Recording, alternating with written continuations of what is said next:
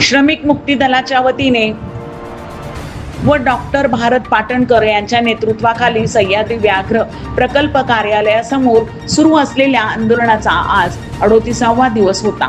या निमित्ताने कोल्हापूर येथील मुख्य वनसंरक्षक यांच्या अध्यक्षतेखाली झालेल्या बैठकीत ठरल्याप्रमाणे वन्य प्राणी जंगलाबाहेर येऊ नयेत आणि त्यांना लागणारे अन्न जंगलातच तयार करावे या उद्देशाने झोळंबी परिसरात पानवठे व डंग देवराई यांची पाहणी दौरा करण्यात आला।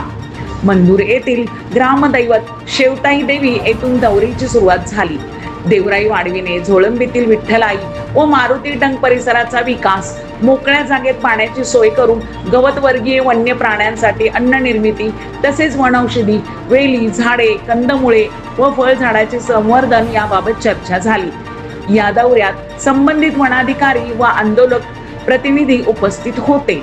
पुढील काळात क्षेत्रीय स्तरावर बैठक घेऊन नियोजन करण्याचे तसेच पुनर्वसित गावाच्या मूळ ठिकाणीही अशीच पाहण्या करण्याचे ठरविण्यात आले आहे।